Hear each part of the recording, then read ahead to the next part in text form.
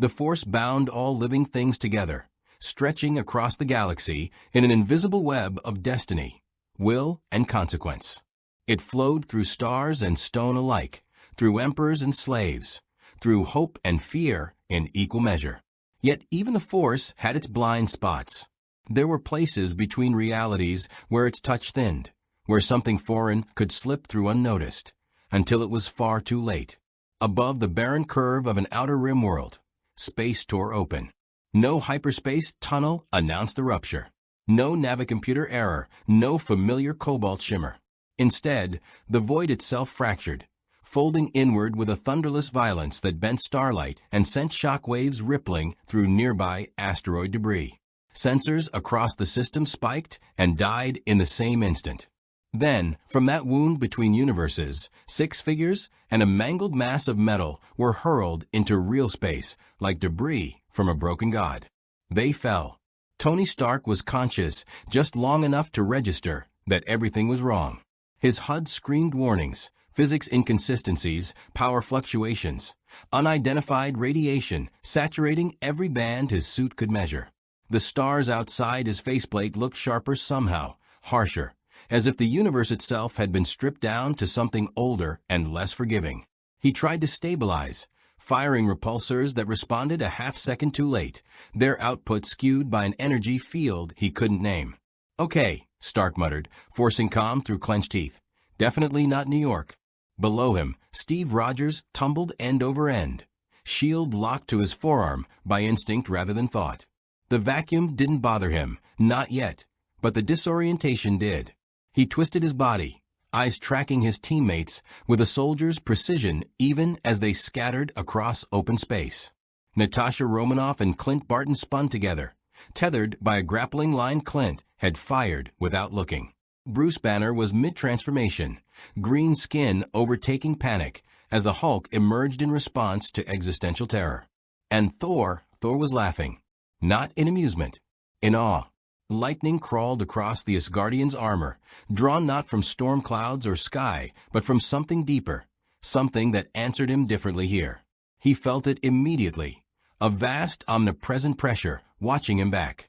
Not Odin's magic, not the All-Father's breath. Something else, ancient, curious. "Brothers," Thor called, voice booming even in the silence of space. "This realm is aware." That awareness shuddered as they struck atmosphere. Fire consumed them. They punched through cloud cover in a scattered meteor shower, sonic booms rolling across the ochred desert below. Stark slammed into a dune hard enough to crater Duracrete hidden beneath the sand, his suit skidding for hundreds of meters before coming to rest in a smoking heap. Steve hit next, digging a trench with his shield before rolling to his feet, already scanning for threats. Natasha and Clint crashed near a rusted moisture tower, their impact sending a flock of shrieking avians into the sky. Hulk landed last, straight down, sending a shock wave that toppled the tower entirely. Thor descended more gently, Mjolnir humming as it slowed his fall. He touched down amid the settling dust, lightning fading from his eyes as he took in the twin suns burning low on the horizon. For a moment, there was only wind. Hot, dry, carrying the scent of sand, oil, and something metallic in the air. "This isn't Earth," Natasha said, stating the obvious as she rose, already checking her weapons.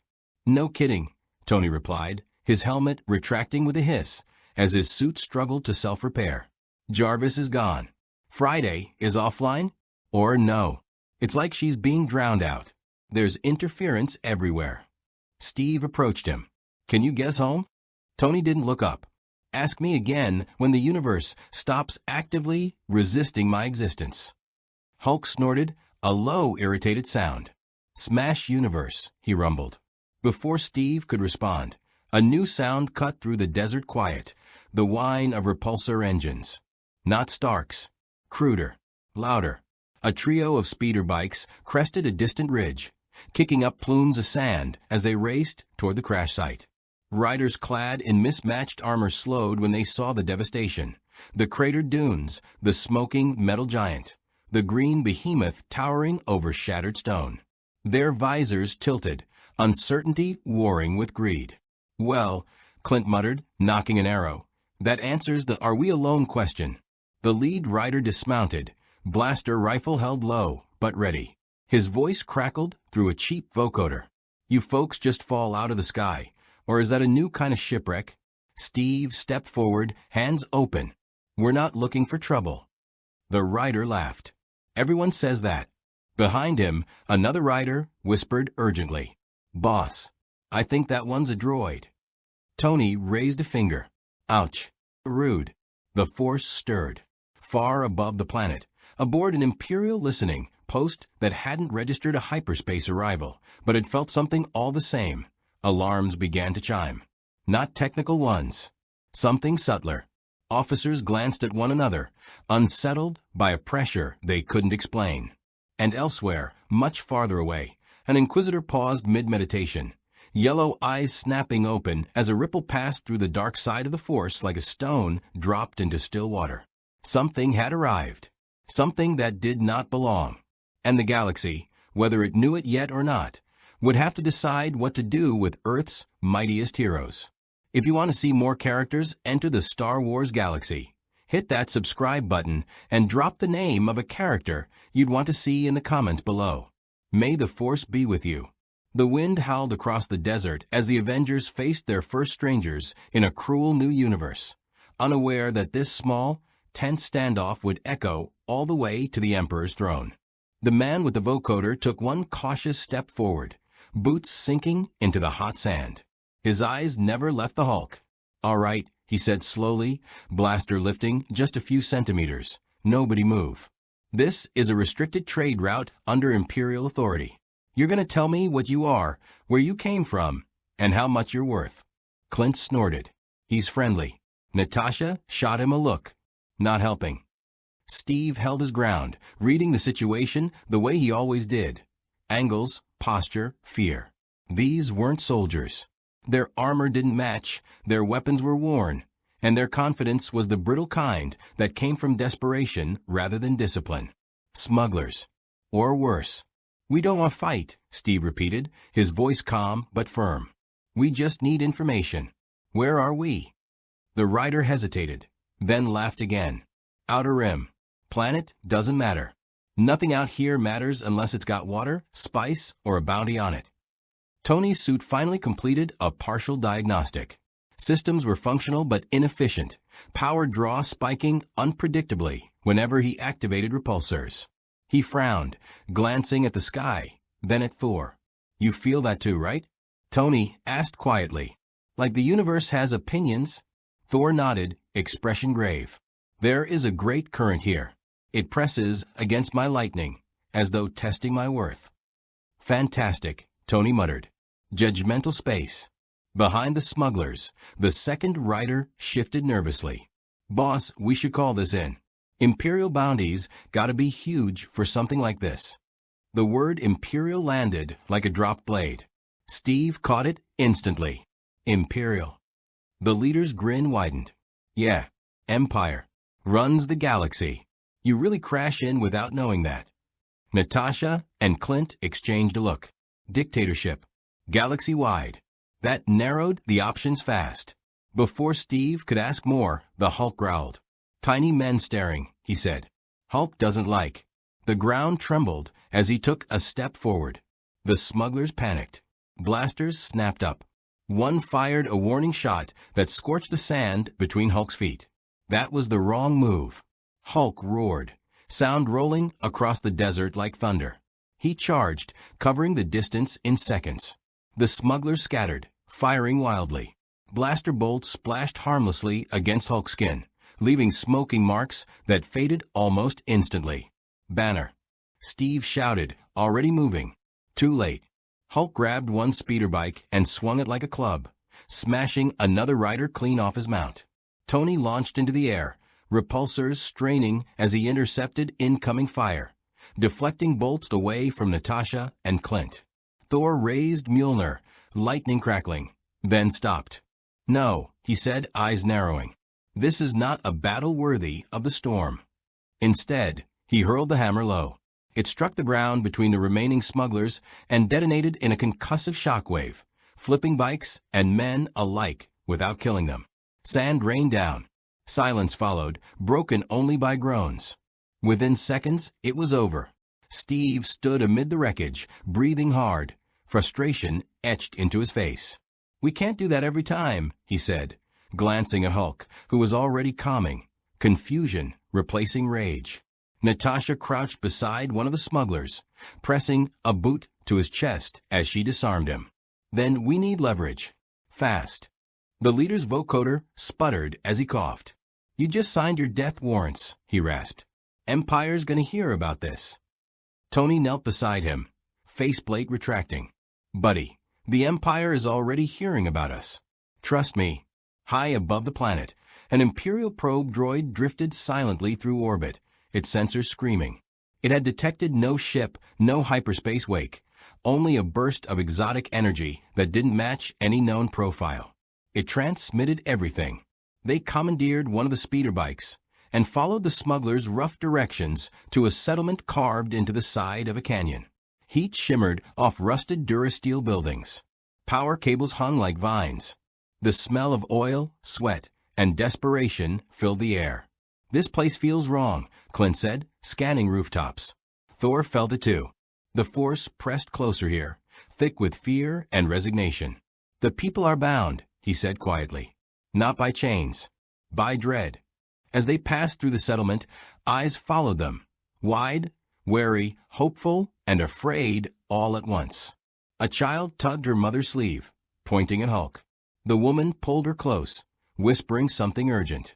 Natasha caught fragments of conversation in a dozen languages. Stormtroopers. Taxes. Disappeared. Don't look. Empire. They found shelter in a half-collapsed storage hall. Tony sealed the doors as best he could, deploying micro-drones that struggled to maintain stable flight. "Okay," he said, pulling up a crude hologram of the galaxy based on intercepted signals. "Bad news. We're in a place that makes S.H.I.E.L.D. look like a bake sale. Good news. Physics mostly works." Steve folded his arms. "We need to decide what we're doing." "Surviving," Natasha said immediately. "Learning the rules before we break them." Thor met Steve's gaze. "And if these Imperials are tyrants, as the people suggest, then honor demands we act." Hulk sat heavily against a wall. Hulk smashed bad Empire. Tony sighed. Democracy by smashing. Classic. Before Steve could respond, every light in the building flickered, then died. A cold pressure swept through the room, raising the hairs on Natasha's neck. Clint's fingers tightened on his bow. Thor straightened, lightning flickering faintly around his shoulders. From the darkness outside came the steady, synchronized march of boots, and a voice, calm, amplified, inhumanly precise. "Unidentified entities," it intoned. "By order of the Galactic Empire, you are to surrender yourselves immediately." Red light washed through the cracks in the door as stormtrooper helmets came into view. And somewhere far away, an Emperor smiled. The first blaster bolt punched through the storage hall door before the demand finished echoing. Tony reacted on instinct, armor snapping back over his face as he surged forward, repulsors flaring just enough to melt the door's locking mechanism. The Durasteel slab slammed outward, knocking two stormtroopers off their feet.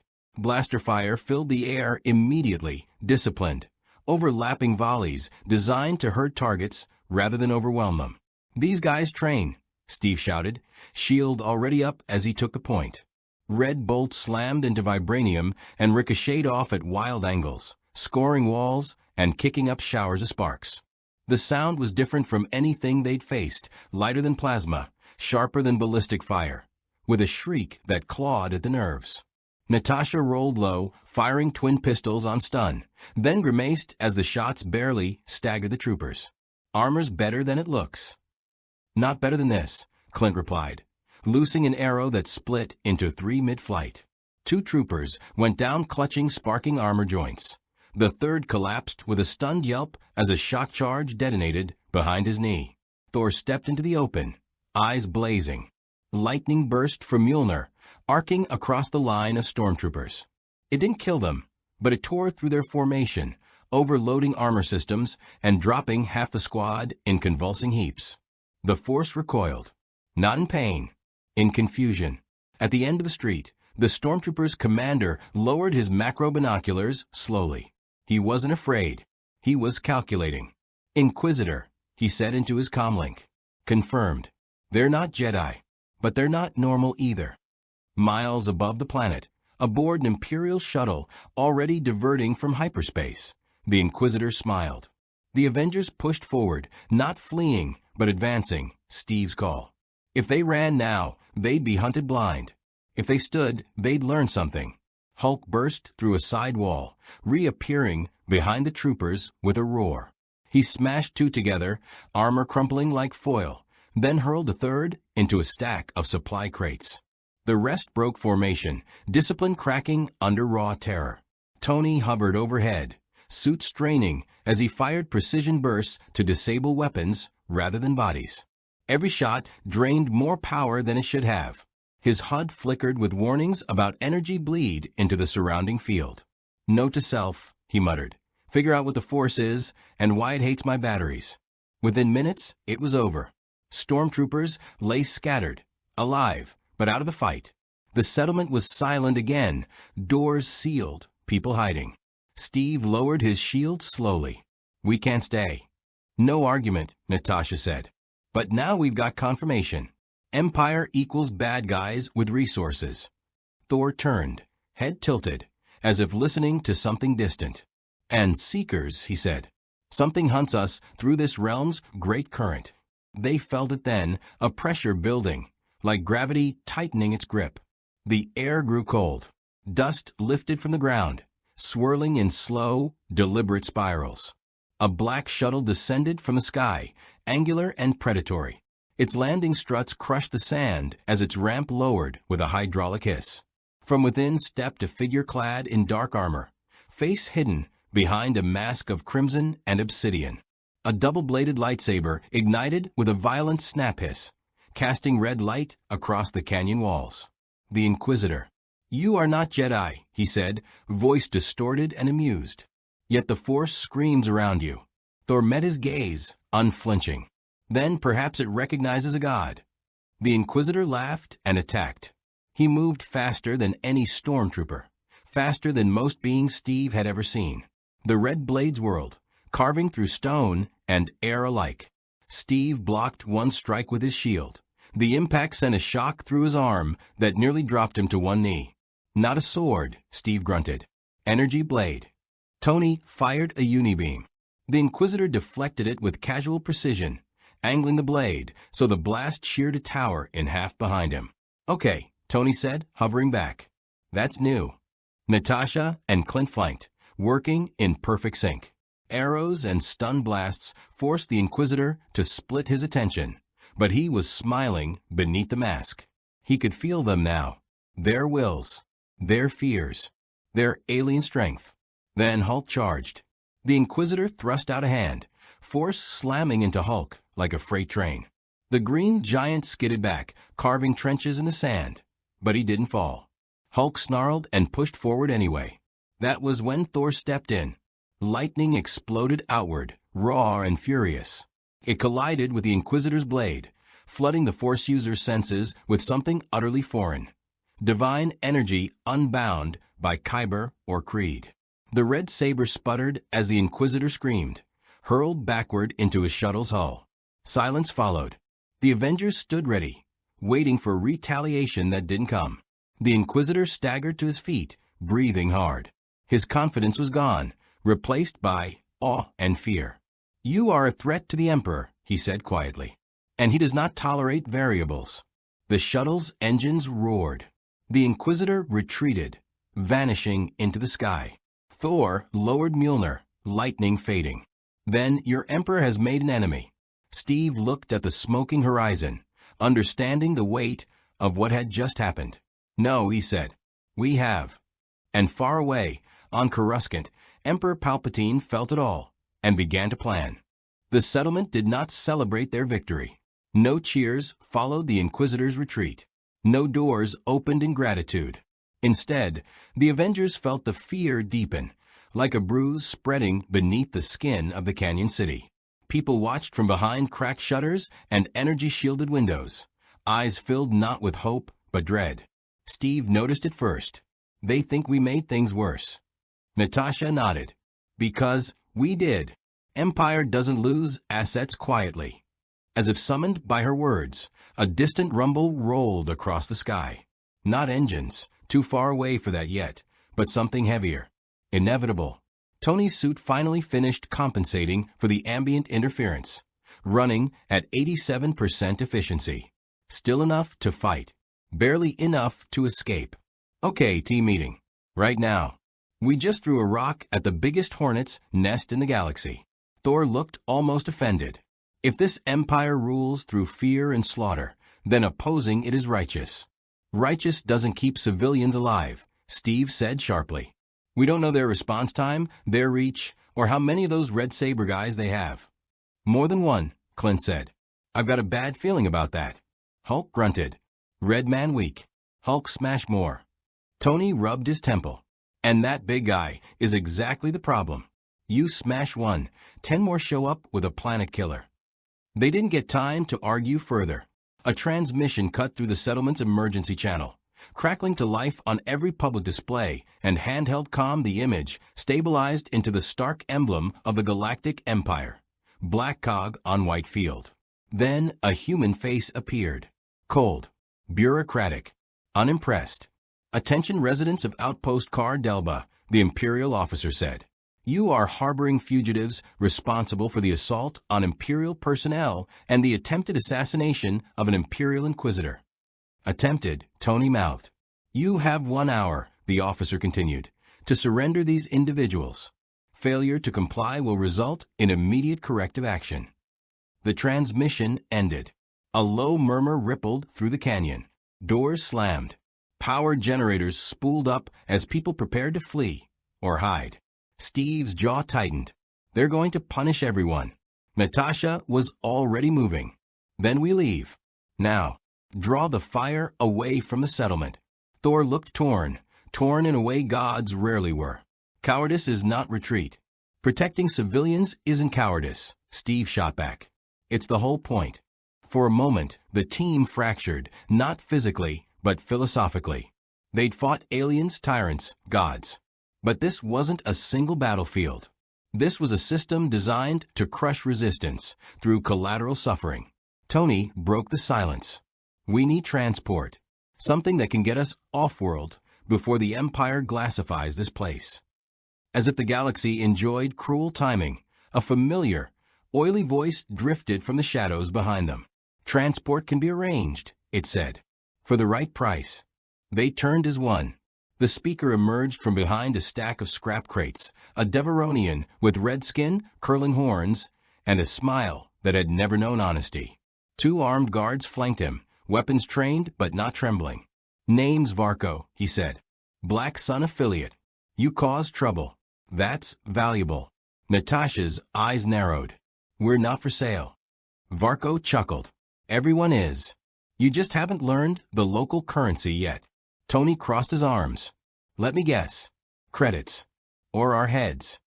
Both, Varco said cheerfully. I get you off-world. Quietly. You work for me when I call. 1 job.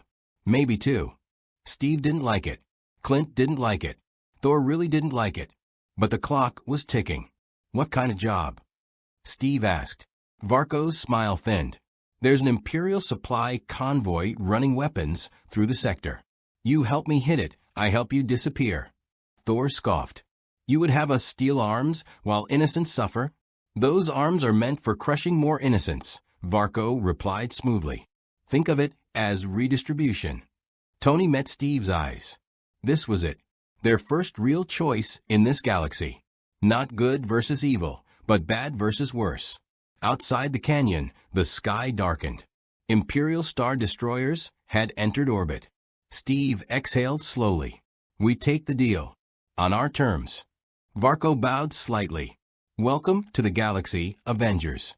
High above, turbolasers powered up, targeting the settlement. And the Avengers realized that in this universe, being heroes meant choosing who paid the price. The Black Sun freighter lifted off under cover of chaos. Imperial shuttles screamed through the atmosphere on approach, their silhouettes cutting through the dust-choked sky like blades. Anti-air cannons hidden within the canyon walls opened fire, not to defend, but to distract. The settlement was burning its last favors, its last defenses, to buy minutes. Minutes the Avengers were stealing. Tony stood in the freighter's cargo bay, magnetic boots locked to the deck, as the ship lurched into ascent. Stark Tech overlays struggled to sync with the vessel's crude systems, translating alien readouts into something barely readable. "Okay," he said, voice tight, "this thing flies like a shopping cart with dreams, but it'll get us into orbit." Steve watched the canyon shrink beneath them, fires already breaking out as stormtroopers poured into the streets. His hands curled into fists. "We didn't save them," he said quietly. Natasha leaned against the bulkhead, face hard. "We kept them alive. For now. That's the math here." Thor said nothing. Lightning crackled faintly along Mjolnir's haft. Restrained fury barely contained. Hulk sat hunched near the rear ramp, staring at his hands. "Hulk didn't smash Empire," he muttered. "Empire smashed people." Before Steve could answer, the freighter's alarms blared. Imperial convoy dropping out of hyperspace ahead. Varko's voice crackled over the intercom. "Right on schedule." The ship lurched again as it cleared atmosphere. Stars snapped into clarity, and then warped as a massive shape eclipsed them. An Imperial supply convoy. 2 light cruisers flanked a lumbering cargo hauler, its hull marked with the Empire sigil. TIE fighters screamed past in tight formation, engines howling like predatory beasts. Clint peered through the viewport. "That's not a smash and grab. That's a death wish." Tony's eyes gleamed behind his faceplate. "Not if we rewrite the rules." He launched himself out of the cargo bay before anyone could object. "Stark." Steve started. Too late. Tony streaked toward the convoy, repulsors flaring as he weaved between laser fire. His suit screamed warnings as TIE cannons clipped him, shields flaring and failing faster than expected. "Okay," he muttered, "definitely hostile aerospace design." Thor followed, spinning Mjolnir and leaping into the void. He did not fly like a ship, he fell with purpose, lightning trailing behind him as he crashed through a TIE fighter, ripping it apart with godly force. The force rippled again, violently this time. On the bridge of the lead cruiser, an Imperial officer staggered as instruments flickered. "Sir, there's interference." "The lightning, it's not ionized plasma." Steve turned to Clint and Natasha. "We're boarding." They launched via Varko's improvised drop pods, slamming into the hauler's hull with bone-jarring force. Steve tore through the airlock with his shield, rolling into a corridor filled with stormtroopers. The fight was brutal and fast. Blasters met shield. Arrows met armor seams. Natasha moved like a ghost, disabling troopers with surgical precision, her every strike a lesson in economy. Hulk followed last. He didn't bother with doors. He punched through the hull, depressurization alarms screaming as he hauled himself inside. Stormtroopers fired reflexively. Hulk roared and charged, tearing through the corridor like a living, battering ram. Cargo secured. Varko's voice came through, barely concealing his delight. "Weapons crates. Kyber-adjacent tech. Empire won't be happy." They were too late. The Star Destroyer arrived like judgment incarnate. It tore out of hyperspace directly above the convoy, its shadow swallowing everything. Turbo lasers powered up in unison. Tony froze mid-flight, staring at it. "That's excessive." A voice cut through every channel, smooth, amused, terrifyingly calm. "Avengers," Emperor Palpatine said. "You intrigue me." Thor felt it instantly. The dark side coiled around the transmission like a living thing. "You face a choice," the Emperor continued. "Serve order, or be crushed by it." Steve looked at his team, bruised, exhausted, out of their depth, and still standing. "We don't serve tyrants," Steve said into the open channel. Palpatine laughed softly. So predictable. Turbolasers fired. The first turbolaser bolt tore through the void where the Black Sun freighter had been a heartbeat earlier. Varko screamed over the comms as the ship lurched violently, inertial dampeners whining in protest. Cargo crates broke loose, slamming into bulkheads. The freighter's shields flared once, then collapsed entirely. "We can't take another hit," Varco shouted. "That thing will atomize us." Tony rocketed back toward the ship, armor scorched, power levels dipping into the red. "Yeah, welcome to the Empire's idea of subtlety." Another blast followed, close enough that the freighter's hull glowed red-hot along one side. Alarms layered over alarms. Gravity fluctuated. Thor slammed down onto the deck beside Steve as the ship bucked. His jaw was clenched, eyes burning with restrained fury. This Emperor hides behind machines and fear. "Let me end him." Steve shook his head immediately. "You charge that ship alone, you don't come back. I am a god. You're a teammate." The words landed harder than any blow. Outside, TIE fighters swarmed, hemming them in. Clint took position near a viewport, firing arrows through a breach to detonate engines mid-flight. Natasha rerouted power manually, fingers flying across unfamiliar controls, keeping the freighter barely functional. Hulk braced himself against the collapsing bulkhead, muscles straining as he physically held the ship together. "Ship trying to break," he growled. Hulk not let. Tony's HUD flickered again. A new warning pulsed. Energy confluence detected. The Force. It was thick here, saturated by the Star Destroyer's presence, by Palpatine's attention. His arc reactor output spiked unpredictably, bleeding power into the surrounding field. "He's messing with us," Tony realized. Not directly, but the environment. This whole galaxy bends around guys like him. Steve looked toward the looming Star Destroyer, understanding dawning. "He's not trying to kill us," Thor snarled. "He is measuring us." As if to confirm it, the turbolasers ceased firing. The Emperor's voice returned, softer now. "You resist domination. Admirable. Rare. This galaxy has devoured many such spirits." The Force pressed inward, heavy and suffocating. Clint dropped to one knee, breath hitching. Natasha gritted her teeth, fighting nausea. Even Steve felt it, a weight on the soul, not the body. Only Thor and Hulk stood firm. "I have broken gods," the Emperor continued, "and remade heroes. You could be so much more. Avengers." "No," Steve said, forcing the word out through the pressure. "We don't trade freedom for safety." A pause. Then Palpatine sighed, disappointed. "So be it." The Star Destroyer's hangar doors opened. Not fighters this time. Troop carriers poured out. Dozens, escorted by dark shapes that made Thor's grip tighten around Mjolnir. Inquisitors. More than one. Red blades ignited across the void like wounds in reality. Varco swore loudly. That was not part of the deal. Tony's systems dipped to 60%. Thor felt the strain of channeling lightning through a force-saturated void. Hulk growled, rage building, not mindless this time, but focused. Steve stood at the center of it all, shield raised, voice steady despite the impossible odds. "Okay," he said. "New rule.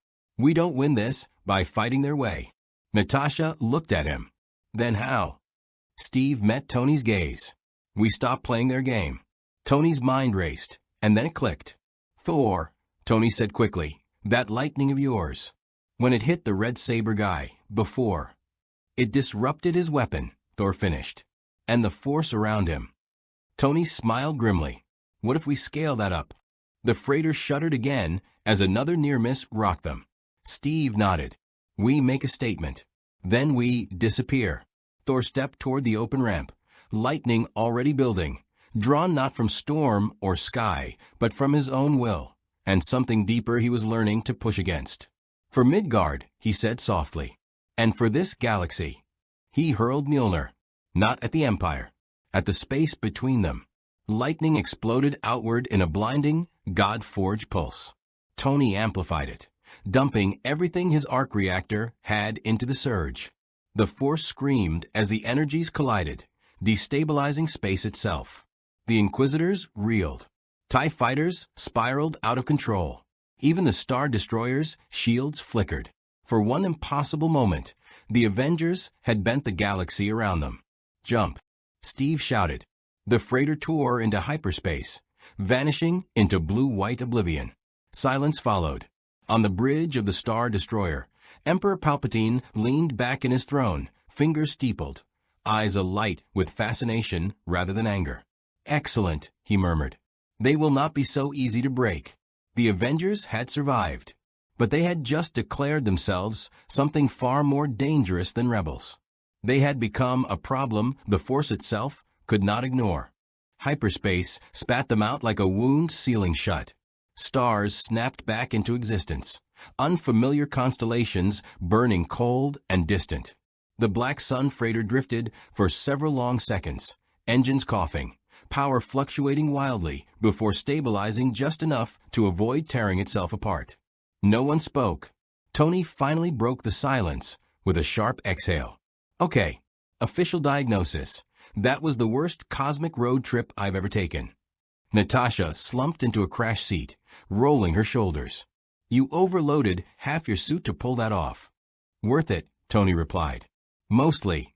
Thor stood near the viewport, staring into the void. The lightning that had once crackled around him was gone now, replaced by a deep, unsettling stillness. He felt watched, not hunted, studied. "The Dark One," Thor said at last. "The Emperor. He peers into possibilities, not outcomes." Steve joined him. "He wanted to see what we do." "And now he knows," Thor replied grimly. Varko's voice came over the intercom, strained but alive. "You just crippled an Imperial patrol group and embarrassed the Emperor himself. Black Sun appreciates boldness, but this puts a price on my head." "Then drop us at the nearest neutral system," Steve said. "We're done with deals." Varko hesitated. "Neutral doesn't mean safe. But there is a place. No Empire. No rebels. Just warriors." Clint raised an eyebrow. "I don't like the way that sounds." The planet was gray and green, scarred by ancient bombardment and alive with motion. Mandalore. The moment they entered orbit, sensors lit up with weapons locks, dozens of them, precise, controlled, and disciplined in a way the Empire's brute force had never been. A hail followed, encrypted but unmistakably clear. "Identify yourselves or leave." Tony opened a channel. "We're visitors. We fight the Empire. And we don't kneel." A pause. Then land. They touched down on a Beskarian-forced platform, surrounded by armored figures in muted colors, blasters raised, jetpacks primed. These weren't stormtroopers. These were professionals. A woman stepped forward, helmet under her arm. Her gaze lingered on Thor, on Hulk, on Tony's armor. "You fought the Empire and lived," she said. "That earns you a hearing. I am Bo-Katan Kryze." Steve stepped forward. "Steve Rogers. We're not here to conquer. We're here because the Empire won't stop hunting us." Bo-Katan smirked faintly. "Good. Neither will we." Over the next hours, the Avengers learned what the Jedi hadn't told them, because they hadn't been there to say it. Mandalorians didn't fear the Force. They prepared for it. Armor designed to resist lightsabers. Tactics built to counter precognition. Culture forged in opposition to mysticism and tyranny alike. "This galaxy doesn't need more gods," Bo-Katan said bluntly. "It needs people willing to bleed." Thor bristled, but Steve placed a hand on his arm. She wasn't wrong. Hulk sparred with Mandalorian champions and earned their respect through sheer resilience. Clint and Natasha traded techniques with Mandalorian commandos, finding common ground in precision and pragmatism. Tony worked with their armorers, fascinated by Beskar and Kyber alike, already imagining impossible integrations. For the first time since arriving, the Avengers weren't being hunted. But peace never lasted. An Imperial transmission cracked across Mandalore's defense grid, unauthorized, powerful, unmistakable. A single figure appeared on the holo. Black armor, mechanical breath. Darth Vader. "You shelter anomalies," Vader said. "Surrender them." Bo-Katan didn't flinch. "Come take them." Vader's gaze shifted, lingering on Thor, on Hulk, on Steve's shield. "You are outside the Force," Vader said slowly. "Yet you disturb it." Steve stepped forward into the holo's gaze. "We're not your weapons." Vader's red blade ignited. "Then you are my test." The transmission cut. Silence fell over the platform. Bo-Katan turned to Steve. That wasn't a demand. No, Steve said quietly. That was a promise. Somewhere deep within the Force, destinies aligned. The Avengers had faced gods and monsters. Now, they would face something far worse. A true believer in order. The sky over Mandalore burned. Imperial carriers emerged from hyperspace in disciplined formation, their hulls glinting like blades drawn from the void. TIE squadrons fanned outward, testing Mandalorian defenses with probing runs that were met instantly by missile fire and laser cannons hidden within the planet's scarred surface. This wasn't an occupation. It was a challenge. Bo-Katan watched the tactical holo update in real time, jaw set. Vader doesn't come unless he expects resistance worth breaking. Steve stood beside her, studying the shifting battle lines. He's not here for conquest. He's here for us. Thor tightened his grip on Mjolnir. Then let him come. Tony's armor whirred as he finished recalibrating with Mandalorian tech jury-rigged into his systems. Besker's shielding didn't replace his armor. It argued with it, forcing Stark's code to adapt around something that didn't care about repulsors or arc energy.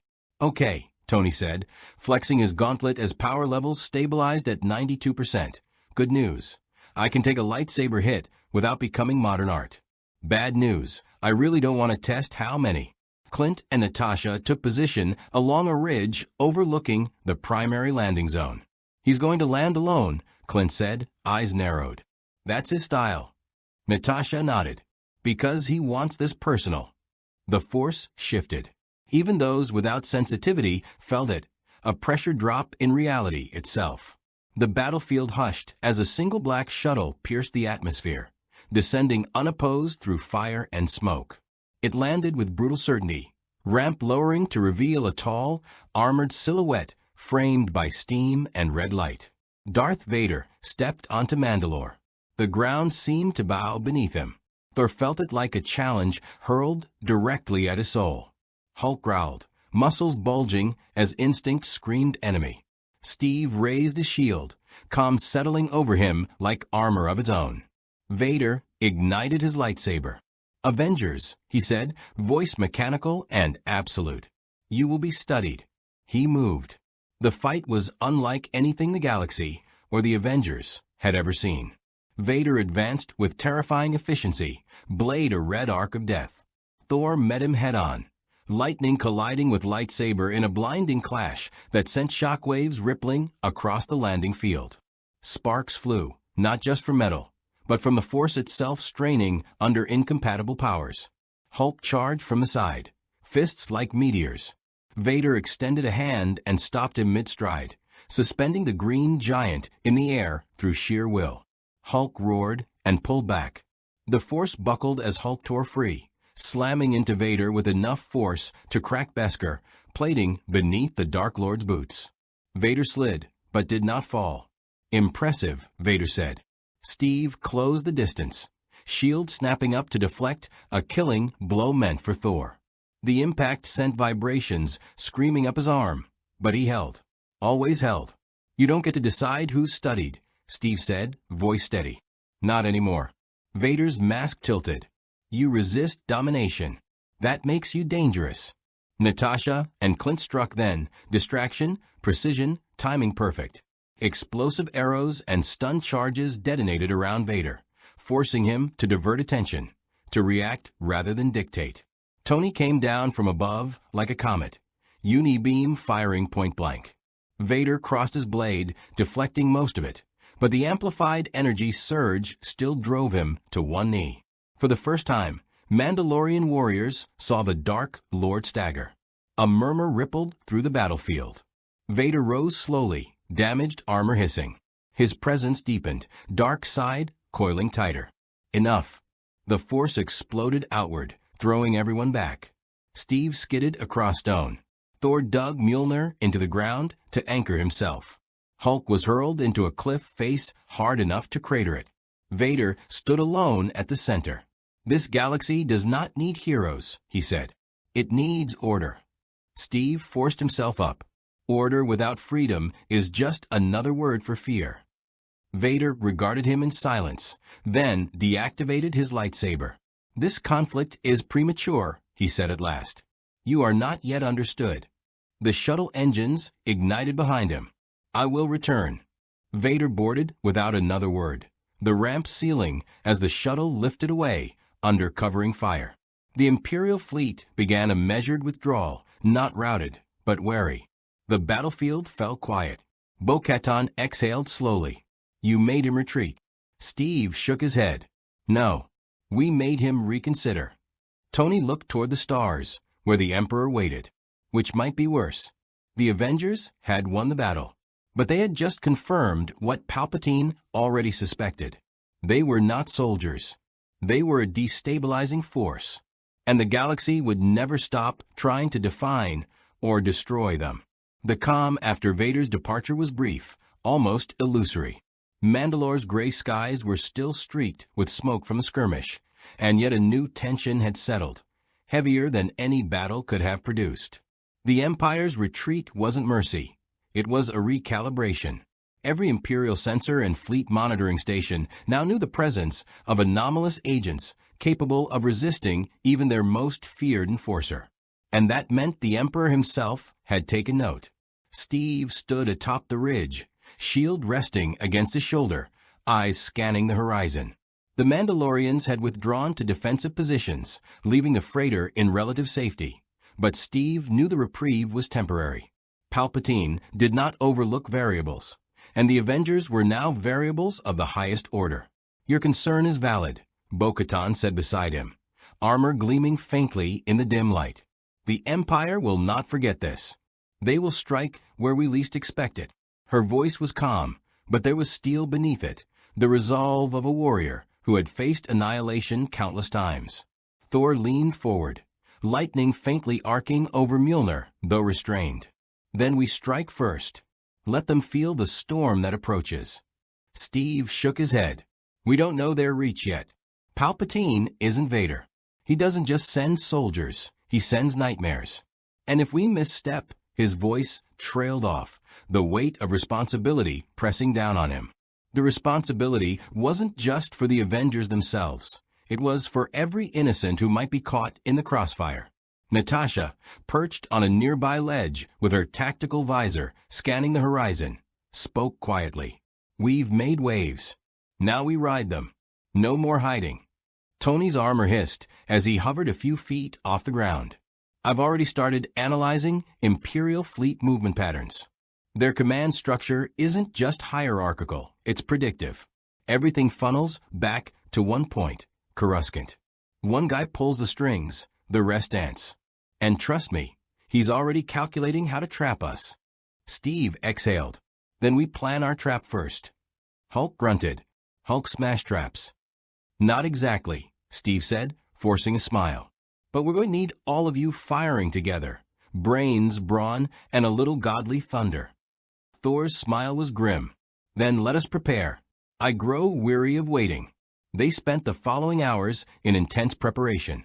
Mandalorian engineers worked with Tony to modify the freighter, integrating limited Beskar plating with his Stark Tech to create the most resilient vessel they could manage under the circumstances.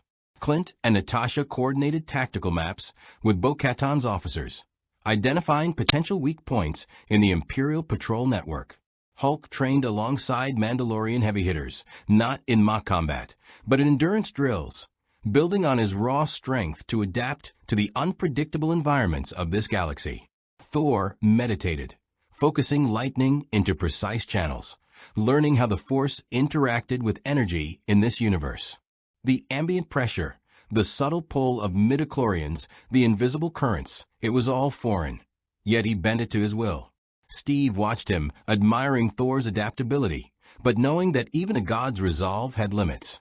Tony muttered under his breath as he integrated sensors and targeting arrays into the ship. "This is ridiculous, but if anyone can crash the Emperor's party, it's us. If the Force doesn't kill me first." Steve walked the bridge, considering their options. The first strike had provoked Vader, and that meant Palpatine's attention would soon follow. The question was not if, but how. The Avengers weren't Jedi. They couldn't rely on precognition or the traditional wisdom of the Force. Their advantage was unpredictability, and they had to exploit it ruthlessly. "Here's the plan," Steve finally said, laying it out clearly. "We split. 2 groups. One goes to draw attention, engage Imperial convoys, make noise, force their hand. The other infiltrates key strategic locations, strikes at command, and destabilizes their chain of command. We cannot defeat the Emperor outright, not yet, but we can make him hesitate, force him to make a mistake." Natasha tilted her head. "Infiltration and engagement at the same time? That's bold." Steve met her gaze. "Bold works in our favor." Thor slammed Mjolnir against the deck, then let the storm be unleashed. The operation began at night, the gray light of Mandalore dimming into the shadows cast by the canyon walls. Hulk, Thor, and Steve formed the assault group, leading the attack on Imperial supply convoys attempting to stage a counteroffensive. Tony, Clint, and Natasha formed the infiltration team, slipping into the fleet's logistics hubs and communication centers. The assault was immediate and brutal. Hulk tore through armored transports with near-calculated force, sending crates and vehicles flying. Thor called lightning from the skies, striking multiple targets at once, disrupting shield generators and cutting off reinforcements. Steve led the Mandalorians in coordinated charges, shield and spear, striking at Imperial soldiers with precision, keeping the enemy off balance. Vader returned mid-battle, descending into the chaos with red saber ignited. Each swing of his blade clashed with Thor's lightning, sending arcs through the battlefield, shaking the ground with concussive force. Hulk leapt to intercept, yet Vader's mastery of the Force kept him in perfect balance. For the first time, the Avengers realized the limits of their physical might. Raw power alone could not overcome the Emperor's enforcer. Meanwhile, Tony, Natasha, and Clint navigated the labyrinthine corridors of the Imperial communication hub. Tony's armor allowed him to interface directly with systems, bypassing encryption protocols. Natasha disabled security droids and surveillance systems, while Clint's arrows severed critical energy conduits. Each action dismantled the Empire's advantage in real time, but every second spent inside increased the risk of detection. At the center of the hub, Tony found it, a relay transmitting encrypted data directly to Coruscant. "This is it," he whispered. "If we shut this down, we slow the entire fleet." Natasha glanced over her shoulder. "How long before someone notices?" "Not long," Tony admitted. "But it's enough." Clint fired a precision arrow, severing the final conduit. Systems blinked offline. Communications flickered. For the first time, the Empire's coordination faltered. Outside, the battlefield erupted in chaos. Imperial convoys faltered, TIE fighters spun out of formation, and stormtrooper units hesitated. Thor and Hulk exploited every opening, while Steve led targeted strikes to maximize the disruption. Yet Vader remained, every movement deliberate, a shadow in red and black. Then came the signal, a sudden, oppressive force presence unlike anything they'd felt before. Palpatine himself. The Emperor's voice echoed through the battlefield, amplified by the dark side. "You meddle in affairs beyond your comprehension. You think you can bend the galaxy to your will." Thor gritted his teeth. "We bend nothing. We protect what is living." The force erupted, waves of energy pressing in from all sides. It pushed, pulled, and threatened to crush them, not physically but spiritually. Hulk staggered, Steve's shield groaned under the metaphysical weight, and even Thor's godly resolve trembled. Palpatine's projection manifested at the center of the battlefield, lightning dancing along his fingers. His eyes, pale and unyielding, focused on the Avengers with the certainty of a predator assessing prey. "You are dangerous," he whispered, almost fondly. "Yet I will not destroy you, not yet." He raised a hand, and the force lashed out, sending Hulk crashing through a canyon wall and Steve tumbling across scorched ground. Thor countered with lightning, but the energy was like trying to clash a star against the night sky. Tony flew into the fray, uni-beam flaring in defiance. Vader intercepted, lightsaber meeting repulsor blast in a collision that shattered nearby structures. Natasha and Clint coordinated guerrilla attacks, exploiting the smallest weaknesses in the Imperial formations, but even they felt the inexorable pressure of the dark side's manipulation. Steve knew then, this was not just a battle of skill. It was a battle of will. And the Avengers, heroes of another galaxy entirely, had to redefine what it meant to stand against power that the Force itself obeyed. The fighting continued, escalation following escalation, with the Avengers exploiting every strategic advantage. Hulk's raw power, Thor's mastery of energy, Tony's technological brilliance, Natasha and Clint's precision, and Steve's unwavering leadership. The Empire's forces began to falter, yet the presence of Vader and Palpatine ensured that victory was anything but assured. Hours passed. The air was thick with ionized energy, scorched stone, and the residue of countless explosions.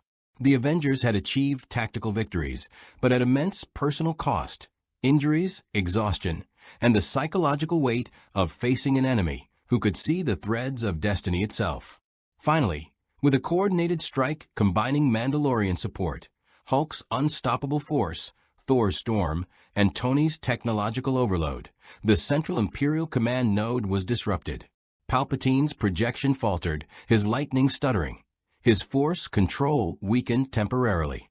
Vader was thrown off balance by a perfectly timed barrage from Steve and Thor working in unison. For the first time, the battlefield had tilted in the Avengers' favor. Steve, standing atop a ridge with shield raised and Thor's lightning cascading around him, realized something crucial. Victory in this universe did not mean annihilation. It meant survival, disruption, and the creation of a new equilibrium. Palpatine's reach was immense and Vader's skill unmatched, but the Avengers had proven themselves capable of forcing the galaxy to respect, or fear, their presence. And yet, as the storm settled and the dust began to clear, Steve understood the truth. This was only the beginning. The aftermath was chaos made tangible. Mandalore's gray skies now shimmered with a phosphorescent glow of energy discharges, a testament to the battles that had raged across canyons, plateaus, and makeshift landing zones. Fires smoldered where Imperial convoys had been obliterated, scattering crates of weaponry and scorched hulls across the surface. The ground vibrated with the echoes of Hulk's immense force, Thor's God-forged lightning, and the kinetic energy of countless blasts. Steve stood atop a high plateau overlooking the battlefield, shield resting heavily against his shoulder. The tactical victory they had achieved was undeniable. Imperial Command nodes destroyed, Vader momentarily disoriented, Mandalorian position secure, but the cost was etched into every crater and scorch mark. Civilians who had fled the initial attacks now peeked from hidden shelters, their expressions a blend of awe, fear, and tentative hope. They had survived the Empire's wrath, but only because these strangers from another galaxy had intervened, bending the rules of physics and the Force alike. Tony floated above, armor systems humming as he ran diagnostics. "We did some serious damage," he said, voice slightly tense. "But it's nothing compared to what the Emperor will do when he realizes just how much trouble we are." Natasha approached, her expression unflinching despite the exhaustion in her posture. "Then we keep moving. We can't stay here. Palpatine is patient. He'll watch, and when he decides the timing is right, he'll strike." Hulk slumped down, fists still blackened from crushing Imperial vehicles. Hulk tired. "Hulk wants quiet," he muttered.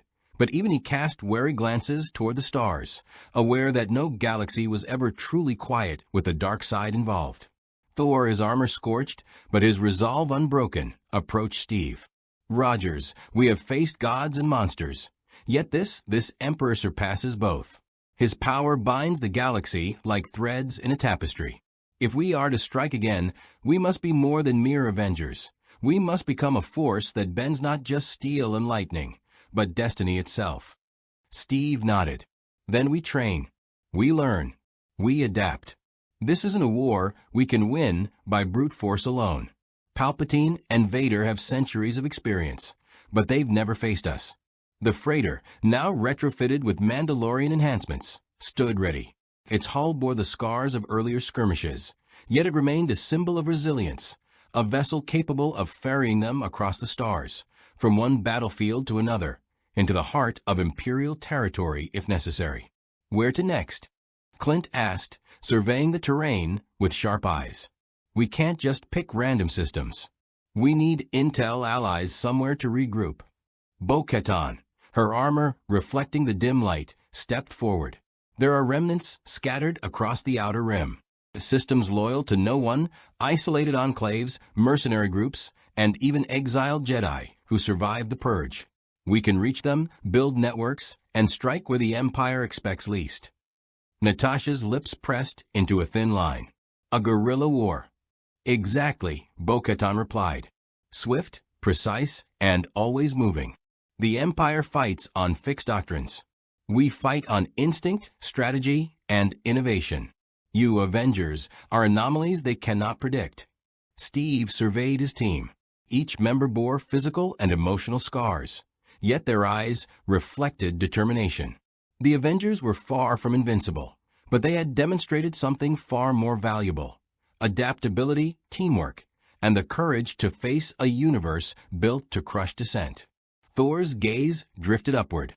And yet, this galaxy is larger than we can imagine. The Emperor's influence touches every star. Every system carries his shadow. How shall we fight an unseen enemy? Tony's armor systems flickered as he interfaced with the freighter's modified sensors. We don't fight the whole galaxy. We hit the points that matter, destabilize command nodes, cut communications, create chaos. When he can't predict us, he's vulnerable. Steve clasped his hands together. We need intelligence, allies, and strategy. The Jedi, though nearly extinct, may have remnants we can find.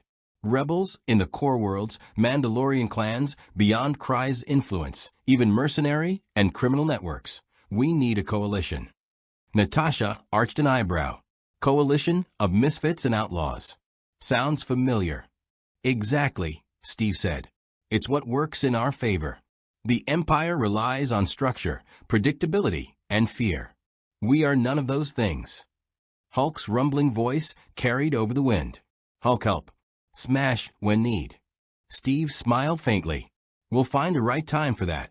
In the days following the battle, the Avengers and their Mandalorian allies set about consolidating resources, repairing the freighter, and gathering intelligence. Tony worked tirelessly on integrating Stark tech with Mandalorian systems, experimenting with weapons capable of bypassing Imperial shields, armor resistant to lightsabers, and communications networks invisible to Imperial sensors.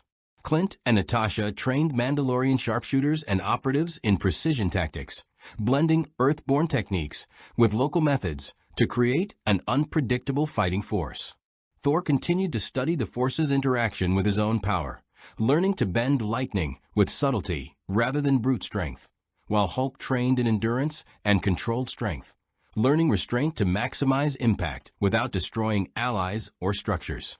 Steve coordinated the operation, liaising with Bo-Katan and other clan leaders, forging alliances and planning future strikes. Every choice they made carried weight, not just for themselves, but for entire systems under Imperial oppression. The Avengers had learned that heroism in this galaxy was not about winning battles outright, but about survival, strategic disruption, and inspiring hope among those who had none. And yet, the shadow of Palpatine remained. He had observed, studied, and undoubtedly calculated every movement. The Emperor's patience was a weapon, and the Avengers knew he would exploit any misstep. One evening, as the twin moons of Mandalore rose over the jagged horizon, Steve gathered his team. "We've won skirmishes," he said quietly, voice carrying across the plateau. "We've proven that even the Empire can be challenged. But our war has only begun. The galaxy is vast, and the stakes are higher than anything we've faced before. Palpatine is not just a tyrant. He's a strategist, a master of the Force, and a man who sees centuries ahead. Every action we take must account for that." Thor raised Mjolnir, lightning crackling faintly along its surface. "We will meet him again, and when we do, we shall bring the fury of storms, the might of gods, and the courage of men." Natasha stepped forward, expression resolute. "And we won't do it blindly. We'll strike with precision, intelligence, and determination. We fight not because we can't lose, but because we must try. Tony hovered nearby, his armor system stabilizing. And honestly, I kind of love this chaos. Beats Earth traffic. Clint smirked, checking his quiver. You do realize we're effectively cosmic outlaws now, right? Steve looked out over Mandalore. Gaze steady. We're more than that. We're a symbol. A reminder that even in a galaxy ruled by fear, there are those willing to stand and fight. That's what matters. Hulk grunted. Hulk fight. Hulk protect. Steve nodded. Exactly. And together, we're stronger than anything they faced. The team stood in silence, watching the moon's rise and the first faint stars pierce the gray sky. In that quiet, each understood the magnitude of what lay ahead. Palpatine would return. Vader would hunt them. Entire fleets might descend upon Mandalore, and the weight of the galaxy would press down on their shoulders. But they also understood something more. They were Avengers. They had faced impossible odds before and survived. Here, in a galaxy bound by the Force, they were anomalies. Unpredictable, unrelenting, and unstoppable when united. And so, as Mandalore's winds whispered through the canyon, carrying the scent of scorched earth and ionized energy, the Avengers prepared for the battles to come, for the galaxy that had become their new battlefield, for the impossible task of challenging a Dark Lord who had ruled unopposed for centuries. Because in this universe, heroism was measured not by victories alone, but by the courage to confront darkness, no matter how insurmountable it seemed. They would not fail. Not now. Not ever. The stars waited. The galaxy watched. And the Avengers, strangers from another world, had just begun to rewrite the rules of a universe that had never seen anything like them. The galaxy had changed. The skies above Mandalore still shimmered with residual energy from the battles that had raged. Yet even amidst the smoke and ash, there was a new rhythm, a pulse of hope that had not existed before. The Avengers, once strangers from another universe, had become forces of unpredictability, challenging the Empire, Vader, and even Palpatine in ways that no one in the Star Wars galaxy could have anticipated. Their arrival had disrupted the established order, forcing factions to reassess alliances, strategies, and the very nature of power.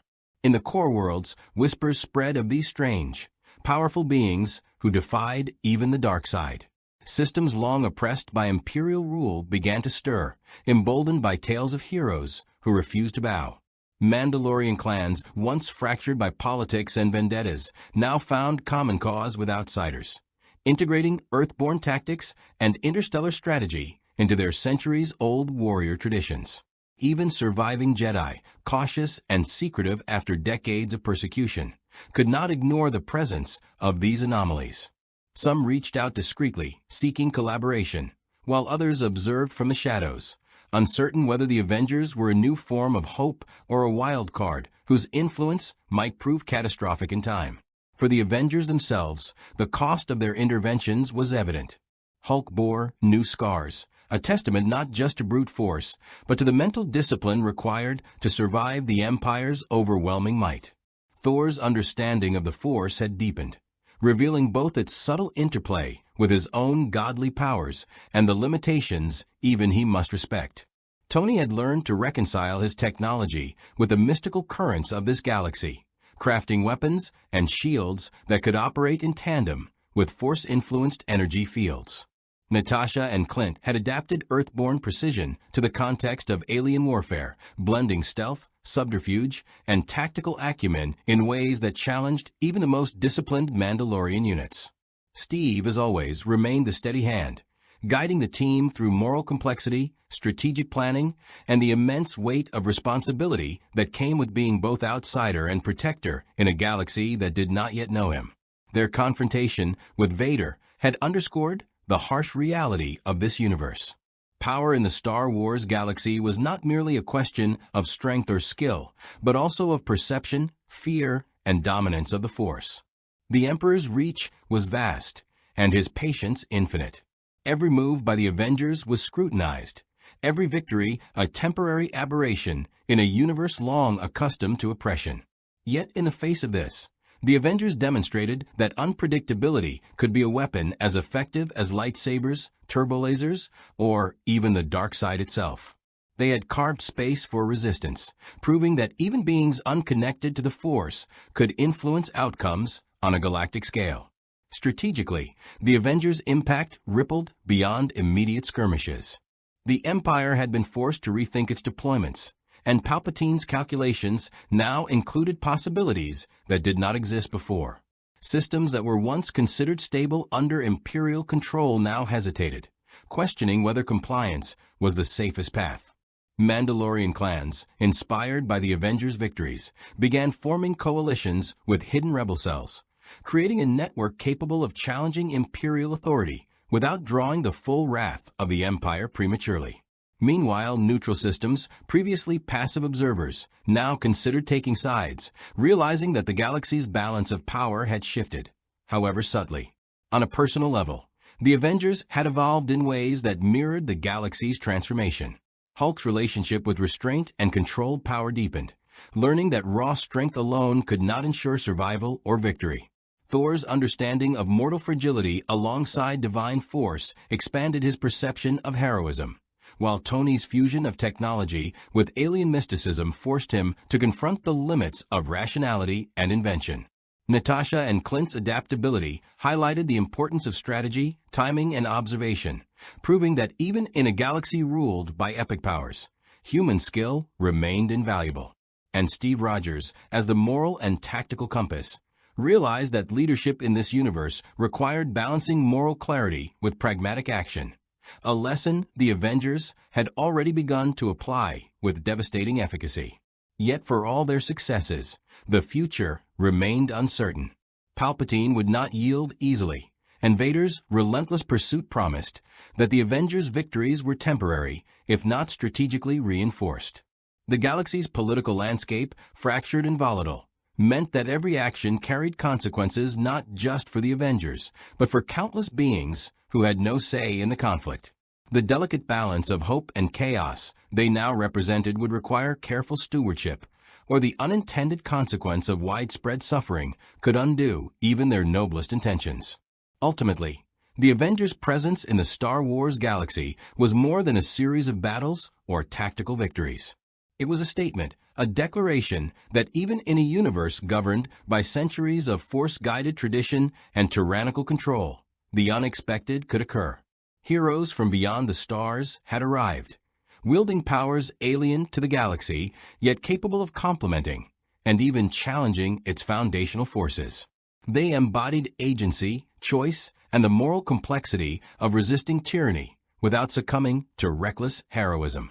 They were a living reminder that courage, ingenuity, and cooperation could create ripples capable of toppling regimes and inspiring hope, even against seemingly insurmountable odds. And as they prepared to depart Mandalore to gather allies and to continue the fight against the Empire's dark designs, one truth remained unshakable. The galaxy would never be the same. Planets, systems, and factions would speak of the Avengers long after they had vanished from sight, stories passing from pilots to mercenaries to senators, weaving into the tapestry of legend. Even the Emperor would be forced to acknowledge the anomaly they represented, a force outside his dominion, unpredictable, unbound, and irreducibly formidable. The Avengers had arrived as strangers. They had become catalysts. And in the galaxy far, far away, where heroes and villains clashed across star systems and centuries, the legacy of their existence would echo, reminding all that sometimes the most extraordinary defenders are not those who follow the rules of the universe, but those who challenge them.